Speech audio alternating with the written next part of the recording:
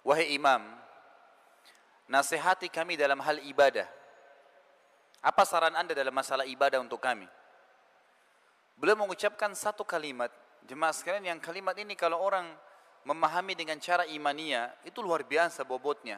Beliau mengatakan saja, alaikum bil asrar. Apa itu?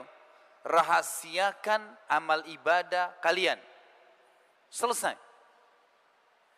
Kalimat ini bobotnya luar biasa gitu. Artinya, kalau memang mau terima pahalanya pada hari kiamat, sempurna pahalanya, bisa menjadi penyebab timbangan kita berat, bisa menyebabkan masuk ke dalam surga, maka ikhlaskan niat, sembunyikan. Kata ulama, salah satu penyebab utama daripada keikhlasan datang adalah merahasiakan ibadah. Berapa banyak orang subhanallah, badannya dikatakan pada saat selesai sholat malam, kemudian pagi hari masuk kantor, pegel badan saya. Kenapa? Tadi malam tahajud. Ada orang, baru aja temannya ngomong, kayaknya hari Senin nanti saya mau puasa. Oh, saya sudah 2 tahun, 3 tahun puasa Senin Kamis. Kalau anda niatnya memang ibadah untuk dipuji oleh orang, tidak usah repot-repot pagi-pagi, malam-malam sholat, kemudian pagi kemudian ceritain di kantor, nggak usah. Ambil sejadah, ketuk rumahnya orang itu jam 2 malam, lalu tebar sejadahnya, saya mau sholat tahajud, lihat. Begitu, ya apa bedanya? Dan ini sekaligus saya ingatkan, mudah-mudahan ini menjadi nasihat. Tolong sekali lagi, saya tadi lupa sampaikan di awal, kalau ada sesuatu yang saya sampaikan nanti di sini dalam bentuk nasihat, saya tidak pernah niatnya ingin menyinggung siapapun. Niat saya lillahi ta'ala ingin memberikan nasihat, mudah-mudahan ini bisa memperbaiki apa yang keliru dari perilaku kita.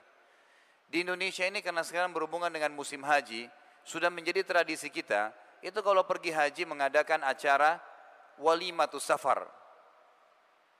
Pertama, dari sisi kosakata jemaah sekalian, walima itu dalam hukum syar'i kita hanya dipakai untuk acara perkawinan.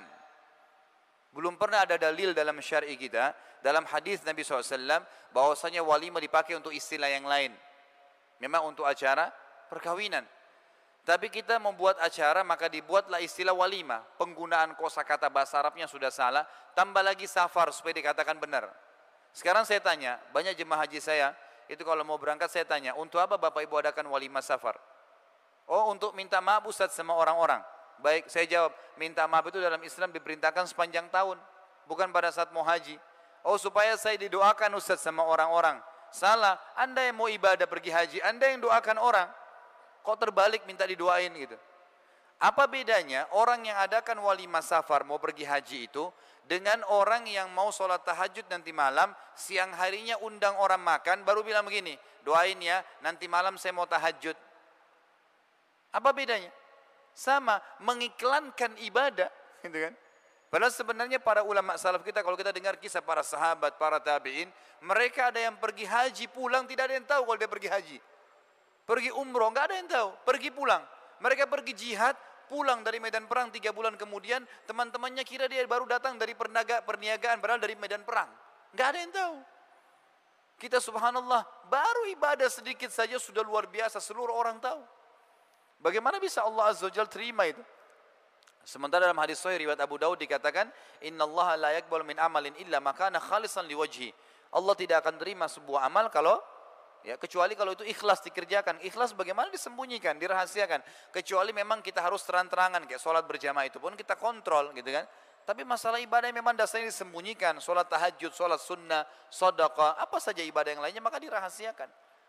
Ada seorang salaful ummah 25 tahun jemaah sekalian berinfak, itu tidak ada yang tahu kalau dia berinfak, termasuk yang terima infaknya dia. Disebutkan dalam beberapa athar yang sahih bahwasanya ada seorang salaful ummah dari golongan tabi'in dan dari cucu Nabi SAW dulunya ya, dari keturunan Hasan, itu memang dalam riwayat yang sahih dan memang dia adalah orang yang memahami sunnah Nabinya alaihissalatu wassalam. Dia menjadikan target setiap malam dia harus membantu 100 kakak muslim yang miskin di Madinah. Habis sholat tahajud, sebelum ke masjid sholat subuh dibungkus gandum sekilo-sekilo. Sampai 100 kilo ditaruh di karung besar lalu dipikul.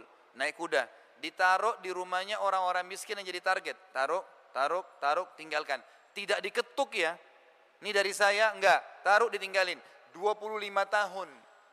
Orang yang terima infaknya itu tidak tahu kalau dia yang kasih gitu. Saking jaga keikhlasannya luar biasa. Kapan ketahuan? Pada saat dia mati.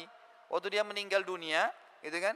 Baru ketahuan karena bantuan itu berhenti pada saat dia meninggal dan pada saat jenazahnya dimandikan di pundak sebelah kanannya ada bekas warna hitam karena sering pikul barang berat.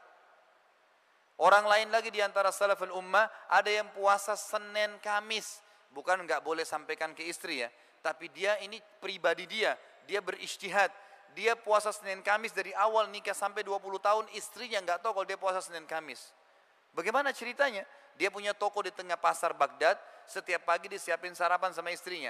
Kalau tiba hari Senin Kamis, sudah disiapin, dia enggak bilang, maaf saya puasa enggak, bungkusin buat saya bawa ke toko. Dibawa pada waktu makan siang dikasih fakir miskin. Dia pulang rumahnya setelah sholat maghrib. 20 tahun dia puasa Senin Kamis, istrinya enggak tahu gitu. Itu bagaimana mereka pekahnya menjaga amal ibadah gitu.